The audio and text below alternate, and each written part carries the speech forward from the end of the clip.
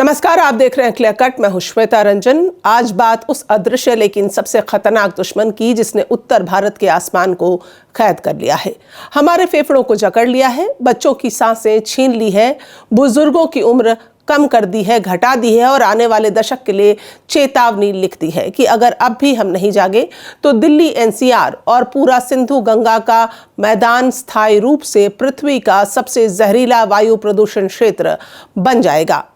यह सिर्फ मैं नहीं कह रही, बल्कि दुनिया के सबसे बड़े पर्यावरण संस्थानों यानी WHO, विश्व स्वास्थ्य संगठन, संयुक्त राष्ट्र पर्यावरण कार्यक्रम UNEP, Harvard school of public health, international institute for applied systems analysis IASA और कैलिफोर्निया एयर रिसोर्स बोर्ड की संयुक्त रिपोर्ट में दर्ज है, जिसमें साफ कहा गया है कि उत्तर भारत में हर सर्दी PM 2.5 का स्तर सुरक्षित सीमा से 15 से 25 गुना अधिक हो जाता है, जिसका मतलब साफ है कि यहाँ की हवा दुनिया में सबसे खतरनाक रासायनिक मिश्रणों में बदल चुकी है और यह कोई सामान्य मौसमी उतार चढ़ाव नहीं है, बल्कि सार्वजनिक स्वास्थ्य का आपातकाल माना जा सकता है, एक इमरजेंसी। क्योंकि एक्सपर्ट्स मानते हैं कि यह क्षेत्र, इस इलाके की जमीन का ढांचा, यहाँ की ज्यादा आबादी, फैक्ट्रियों का बढ़ता जो प्रेशर है, तेजी से बढ़ते वाहन और खेती से निकलने वाला धुआं, ये सब मिलकर इस पूरे रीजन को एक बड़ी एयर ट्रैप जोन बना देते हैं, जहां हवा आसानी से साफ होकर बाहर नहीं निकल पाती, जहां हवा ऊपर नहीं उठती, फैलती नहीं, बल्कि वही जो है जहरीले उसके जो कण हैं, वही nitrogen oxide, sulphur dioxide, volatile organic compounds, ये सब जो है और बायोमास से बना स्मॉग बार बार उसी एरिया में घूमता रहता है। और टेम्परेचर इन्वर्जन की वजह से क्या होता है, ये सारे पॉल्यूटेंट्स जमीन के बिल्कुल पास ही फंस जाते हैं, ऊपर उठ ही नहीं पाते, जिससे प्रदूषण अचानक कई गुना बढ़ जाता है।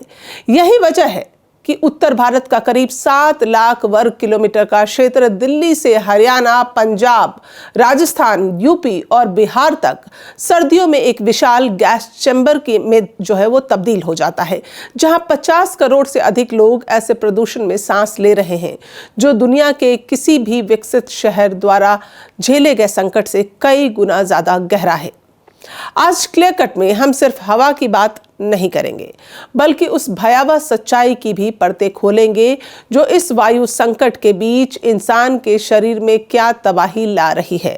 Harvard school of public health के साथ किए गए अध्ययन, जो रिसर्च है, वो बताते हैं कि दिल्ली, यूपी, हरियाणा, पंजाब, राजस्थान और बिहार में रहने वाले जो लोग हैं, उनके फेफड़े, खून और यहाँ तक कि गर्भनाल में सूक्ष्म कार्बन कण, नैनो पार्टिकल्स और रासायनिक अवशेष पाए गए हैं।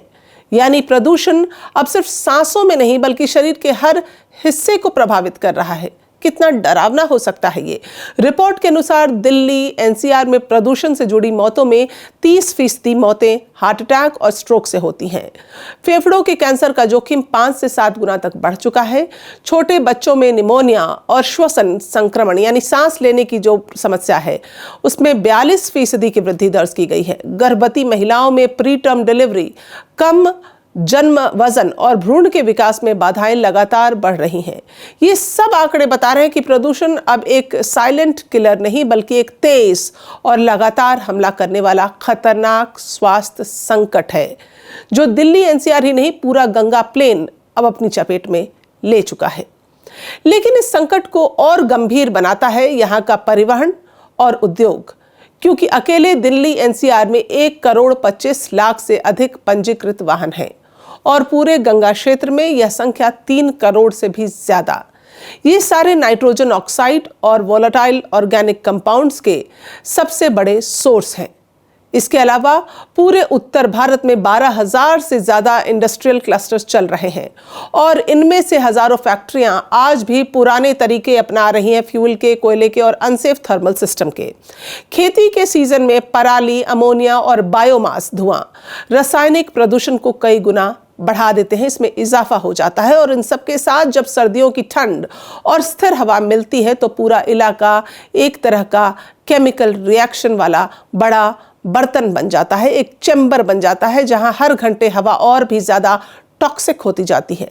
अब एक्सपर्ट्स क्या कहते हैं? उनका कहना है कि दिल्ली NCR का पॉल्यूशन क्राइसिस लंदन, बीजिंग और लॉस एंजलिस से भी ज्यादा टफ है, क्योंकि वहाँ समस्या कुछ लिमिटेड सोर्सेज से कंट्रोल हो सकती है, लेकिन नॉर्थ इंडिया में दिक्कत बहुत ही कॉम्प्लेक्स किस्म की है। 8 राज्यों में फैला बड़ा ज्योग्राफी, अलग अलग क्लाइमेट, खेती के जो तरीके हैं, हेवी पॉपुलेशन और इंडस्ट्री, ये सब मिलकर जो पॉल्यूशन है उसको कई गुना बढ़ा देते हैं। अब बात उन असली मानवीय कहानियों की जो इस प्रदूषण ने हमारे आंखों के सामने जन्म दी है। बस कुछ ही दिन पहले की घटना देखिए। नीति आयोग में काम कर रही अफसर उर्वशी प्रसाद को स्टेज 4 लंग कैंसर होने की खबर ने पूरे देश को झकझोर दिया। डॉक्टरों ने स्पष्ट कहा कि यह अत्यधिक प्रदूषित हवा के लंबे संपर्क का परिणाम है। और इसके बाद नोएडा की साक्षी पाहवा का मामला भी सामने आया। इस मामले ने बहुत सारे लोगों ने शेयर किया, जिसमें यह बताया गया कि 5 साल के बच्चे को इतनी गंभीर सांस की समस्या हुई कि उसे एडिनॉइड्स और टॉन्सिल हटाने की सर्जरी करानी पड़ी, क्योंकि नोएडा की हवा में लगातार रहने वाले धूलकण, एलर्जेंस और जहरीले कणों ने उसकी नाक, गले और श्वसन मार्ग को इस कदर नुकसान पहुंचाया कि बिना ऑपरेशन के उसकी सांसें बहाल करना संभव ही नहीं था। वैज्ञानिक बार बार कह रहे हैं कि यह एक सीजनल समस्या नहीं बल्कि हेल्थ इमरजेंसी है। WHO के प्रोफेसर जेम्स वेलेंगर कहते हैं कि बीजिंग ने 10 साल में चमत्कार किया, लॉस एंजलिस ने 25 साल में साफ हवा पाई और उत्तर भारत चाहे तो सिर्फ 7 साल में हवा बदल सकता है। लेकिन इसकी शर्तें हैं।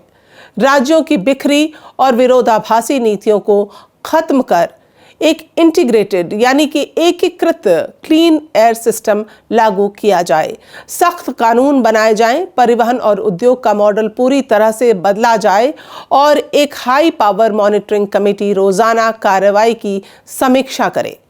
साइंस क्या कहता है? साइंस साफ कहता है कि कड़े नियम टेक्नोलॉजी के दुश्मन नहीं बल्कि नई और साफ टेक्नोलॉजी को तेजी से आगे बढ़ाने के लिए मजबूर करते हैं। बीजिंग इसका सबसे बड़ा उदाहरण है, जहां electric transport, coal power shutdown और इंडस्ट्रियल शिफ्टिंग ने हवा को बदल दिया। तो आज क्लियर कट में हम इस निष्कर्ष पर आते हैं कि दिल्ली NCR और पूरे सिंधु गंगा मैदान की हवा सिर्फ खराब नहीं बल्कि आने वाली पीढ़ियों के भविष्य को प्रभावित करने वाली जहरीली दीवार बन चुकी है। यह मुद्दा सिर्फ AQI नंबरों या राजनीतिक बहस का नहीं बल्कि हमारे दिल, दिमाग, बच्चों की पहली सांस, गर्भ में पलते शिशुओं, बुजुर्गों की कमजोर होती फेफड़ों की क्षमता और हर इंसान के जीवन की गुणवत्ता का सवाल है। अगर अब भी एकीकृत राष्ट्रीय रणनीति नहीं बनी तो आने वाला दशक हमारा सबसे काला पर्यावरणीय दशक हो सकता है।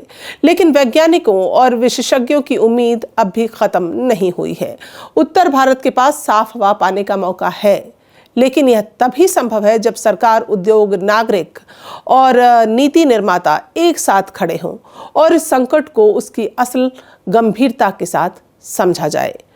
क्लियर कट से मैं श्वेता रंजन आज सिर्फ इतना कहना चाहती हूँ कि प्रदूषण कोई मौसम नहीं, कोई खबर नहीं, कोई संख्या नहीं। यह हमारे जीवन के हर पल को प्रभावित करने वाला अदृश्य हत्यारा है और इससे लड़ाई आज नहीं तो कभी नहीं, क्योंकि जब बच्चों की सांसें भी उनके शहर की हवा नहीं बचा पा रही तो समझ लीजिए कि समस्या नहीं, वक्त खत्म हो रहा है।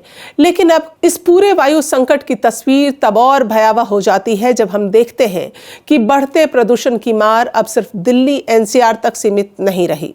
जी हाँ, बल्कि देश की आर्थिक राजधानी, देश की आर्थिक धड़कन मुंबई भी उसकी जहरीली हवा के गिरफ्त में है। मुंबई के मचगांव, देवनार, मलाड, बोरीवली ईस्ट, चकाला, अंधेरी ईस्ट, नेवी नगर, पवई और मुलुंड जैसे इलाकों में एयर क्वालिटी इंडेक्स लगातार बहुत खराब से लेकर गंभीर तक रिकॉर्ड किया गया है। यानी आप सोचिए, जो अब दिल्ली झेल रहा था मुंबई में भी वैसे ही हाल है, जिसके बाद BMC को 50 से ज्यादा निर्माण स्थलों को नोटिस जारी करना पड़ा। Bakery units, marble cutting, small industrial units को साफ तकनीक अपनाने का आदेश देना पड़ा और सभी धूल उड़ाने वाली गतिविधियों पर सीधा प्रतिबंध लगाना पड़ा। इसके साथ ही हर वार्ड में फ्लाइंग स्क्वाड तैनात किए गए हैं, जिनमें इंजीनियर, पुलिसकर्मी और GPS ट्रैक वाहनों की टीमें लगातार दौरा कर रही हैं, ताकि यह सुनिश्चित किया जा सके कि कोई निर्माण स्थल नियम ना तोड़े, कोई ट्रक बिना कवर कि ये मलबा ना ढोए और कोई यूनिट बिना प्रदूषण नियंत्रण सिस्टम के काम ना करे। मुंबई में ग्रैप 4 लागू होना यह बताता है कि शहर अब उसी चमकदार स्काईलाइन के नीचे साइलेंट गैस चैम्बर में बदल रहा है, जहां स्कूल बंद करने की चेतावनी तक दी गई है। सरकारी प्राइवेट दफ्तरों को वर्क फ्रॉम होम के निर्देश दिए जा रहे हैं और जो पुराने डीजल उत्सर्जन वाले वाहन हैं उन पर भी रोक लग रही है। तो रिपोर्ट्स कहते हैं कि पिछले कुछ हफ्तों में मुंबई में लोगों की आंखों में जलन, खांसी, सांस फूलना और गले में खराश के मामले अचानक जो है वो तेजी से बढ़े। यहाँ तक कि कई बॉलीवुड सेलिब्रिटीज ने सोशल मीडिया पर बढ़ते प्रदूषण को लेकर नाराजगी भी जताई। सरकार से तुरंत एक्शन की मांग भी की गई। वहीं विपक्ष लगातार आरोप लगा रहा है कि प्रदूषण नियंत्रण नीतियां जमीन पर लागू नहीं की जा रही। इन सब के बीच बॉम्बे हाई कोर्ट ने भी सख्त रुख अपनाते हुए 5 सदस्यीय हाई लेवल टीम के गठन का आदेश दिया है, जो 10 दिनों के अंदर रिपोर्ट देगी कि क्या निर्माण कंपनियां और स्थानीय प्रशासन वास्तव में प्रदूषण नियंत्रण के नियमों का पालन कर रहे हैं या नहीं। हाईकोर्ट ने स्पष्ट कहा है कि अगर हवा मुंबई में भी सांस लेने लायक ना बचे तो प्रशासनिक कठोरता को और बढ़ाया जाएगा, क्योंकि साफ हवा कोई लग्जरी नहीं बल्कि नागरिकों का बुनियादी अधिकार है। वहीं एक नए सर्वे के मुताबिक 79.8% लोग या तो एनसीआर छोड़ चुके हैं या इसे छोड़ने की योजना बना रहे हैं। तो अब क्लियर कट का आखिरी पड़ाव और सबसे सीधा सवाल हम सिस्टम से, सरकारों से, नीति निर्माताओं से, इंडस्ट्री से और उन सभी संस्थाओं से कर रहे हैं जो हवा पर फैसले लेते हैं। पूछना चाहते हैं आखिर वह निर्णायक कदम कब उठाया जाएगा। एयर क्वालिटी पर हर सर्दी मीटिंग, हर साल समीक्षा, हर बार अस्थायी प्लान, कब तक? जब 5 साल के बच्चे ऑपरेशन टेबल पर पहुंच जाएं, जब युवा अफसरों को स्टेज 4 लंग कैंसर हो जाए, जब गर्भनाल तक में प्रदूषण मिले, तो क्या यह भी पर्याप्त चेतावनी नहीं है? क्लियर कट सवाल यह है कि अगर साइंस साफ कह रहा है कि सिर्फ 7 साल में हवा बदली जा सकती है, तो फिर आज तक एकीकृत राष्ट्रीय क्लीन एयर सिस्टम क्यों नहीं बना? कौन जवाब देगा? राज्यों में अलग अलग नियम, विरोधाभासी नीतियां और ठोस कार्रवाई का अभाव कब खत्म होगा? क्या हम इंतजार कर रहे हैं कि पूरा उत्तर भारत स्थायी रूप से गैस चैम्बर घोषित कर दिया जाए? आज क्लियर कट पर मेरा सीधा सवाल, क्या हमारी हवा को बचाने की राष्ट्रीय लड़ाई कब शुरू होगी? क्योंकि बिना इस जवाब के किसी भी बच्चे की सांस सुरक्षित नहीं और किसी भी घर की हवा गारंटीड नहीं। नमस्कार। आपको ये वीडियो अच्छा लगा हो तो ज़्यादा से ज़्यादा लोगों तक भेजें, शेयर करें, हमारे चैनल को लाइक और सब्सक्राइब करना ना भूलें। नमस्कार।